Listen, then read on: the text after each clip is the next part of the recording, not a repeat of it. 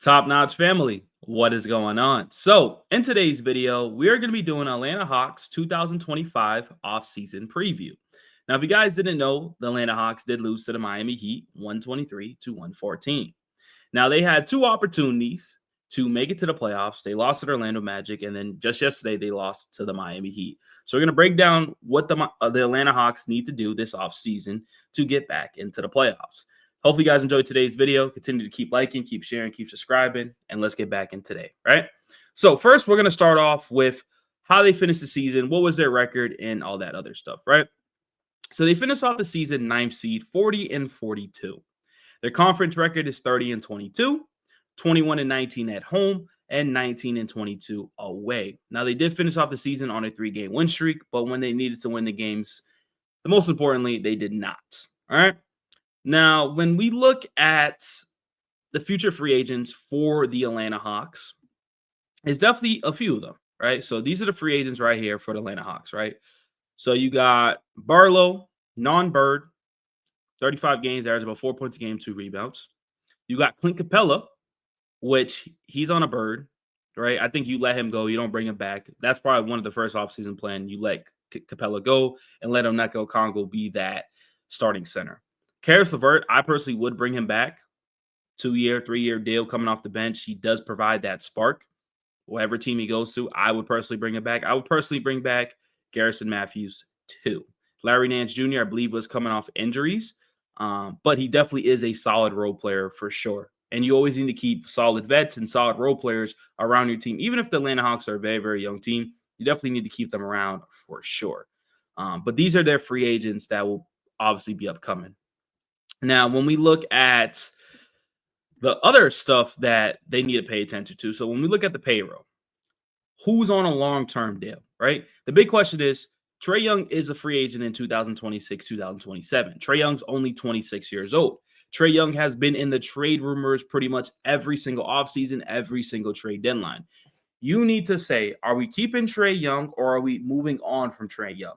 In my opinion, I think Trae Young needs to stay in Atlanta, and I think Trae Young can build with the Atlanta Hawks. So personally, in my opinion, I'm extending him because when you go into obviously next year, you only have him on a 1-year deal. I want to extend him. I want to say, you know what, Trae Young, I'm going to show you commitment that we're keeping you. We're not going to trade you. So they need to make sure Trae Young is stable and not moved on, right? Because then this will change everything. So make sure Trae Young's good. You let go of Caris LeVert. My opinion, Clint Capella, I'm sorry. You bring back Caris LeVert. You got Onyeka Okongwu on contract in 2028, who's been playing good basketball. You got your rookie in Ricochet. Good. That's your core. Trae Young, Onyeka Okongwu, Ricochet. Ricochet. I said Ricochet like it's the WWE. Then you got Terrence Mann. Love his contract. Love it. I think you keep him. He's only 28 years old, right? Larry Nance, if you want to bring him back, if you don't want to bring him back, let him go. Niang on an expiring deal, not a big fan of him. Dyson Daniels, you guys need to extend. That's one of your priorities. You need to extend Dyson Daniels because he's going into next year on $7.7 million contract, and then after that, he has nothing guaranteed at all. You need to extend this. Dyson Daniels, obviously your rookie, and Zachary Ricochet, and then you cannot forget about Jalen Johnson. Jalen Johnson, Trae Young, Ricochet, Trae Young. That's a very good four, defensively and offensively. I personally think this team would have been in the playoffs if Jalen Johnson was here. Offensively, he was so great for this team. That injury definitely held them back. So you have a big four and a big core that you can rely on. And I'm sorry I keep saying the rookie's name wrong. I apologize. I already know I'm about to get the comment sections. But that's a very big four. Trae Young, Onyeka Okongwu. Well, actually a 5. Dyson Daniels, Onyeka, and obviously Jalen Johnson. So you got a big 5 right there. I think that should be your starting lineup next year. Then obviously you need to find the role players and coming off the bench like Caris LeVert, Terrence Mann, and stuff like that. Hopefully, Kobe Buffkin can turn it around and all that other stuff. But these are the salaries for the Atlanta Hawks. Now, when we go into the draft situation, which the draft is going to play a big part for the Atlanta Hawks, of course, right? So as you see, like I said, Trae Young, Dyson Daniels, Ricochet, Jalen Johnson and Nika Congo. That's your starting five next year. Then your projected salary, $155 million. Free agents, we talked about it. I told you who you need to bring back. Your draft picks, you have the 14th and you have the 22nd pick of the 2025 draft, right? Note, Sacramento's first could be 13 or 14. Top 12 to Sacramento. LA's first could be 22, 23, 24, 25. So we definitely got to keep that stuff in mind, of course, right?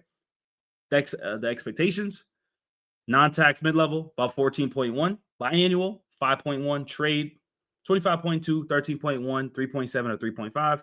Second round, veteran minimum. So this is kind of the break of the Atlanta Hawks. I think the Atlanta Hawks will be back in the playoff picture. I'm not saying they're going to go out there and be a championship contender team or anything like that, but I do like their starting five. Defensively, it's awesome. They have length and size, just with Dyson Daniels, Jalen Johnson, and Zachary Ricochet. If they can buff up this bench, which when we look at the NBA free agents, right? NBA free agency is usually not the same. It's not, because a lot of people go sign extensions and all that good stuff. But I will show you the market for free agents this upcoming season. So we can all start from the point guard all the way down, right? So we can go from point guard,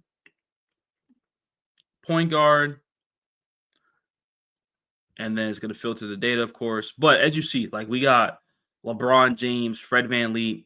I think these players are all going to stay. Kyrie Irving, going to stay. James Harden, going to stay. Chris Middleton, I personally think he's going to stay at the Wizards. So, like, the top free agents are all going to stay. You know what I mean? Like, that's what it is. They're all going to get a contract extensions.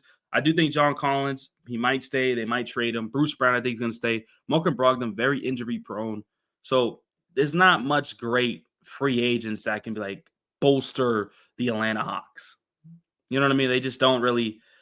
Like I said, free agency just doesn't exist like that no more. So let me know in the comment sections, what would you guys do? I think obviously great coaching staff over there. They, like I said, they didn't finish off the season as they should have, but they still had a very, very good season if Jalen Johnson stays healthy. And I'll show you the team stats because I'm going to show you right now. Jalen Johnson was playing amazing basketball. So we're going to look at the Atlanta Hawks team stats. As you see right here, Trae Young obviously led the team in points, played 76 out of 82 games. Got to give him credit. 24 and 12, amazing, right? DeAndre Hunter obviously is not on the team. Jalen Johnson, 19 and 10 and 5. He's only going to get better next year. Only 36 games played. Very unfortunate. Karis LeVert, 15 points, 4 rebounds, 3 assists. I'm telling you, you have to bring him back. Dyson Daniels offensively has improved. 14 points, right? 6 rebounds, 4 assists, 3 steals a game. Onyeka Okongwu, getting close to that double-double. 13.4, 8.9 rebounds. Your rookie finished off the season strong. 12 points a game, 3.6 rebounds, 1.2 assists. Terrence Mann, another young guy that has experience. This team is going to be fine in the Eastern Conference. But like I said, let me know in the comment section what you guys think. Continue to keep liking, keep sharing, keep subscribing. Appreciate y'all. Love y'all. And I'm out.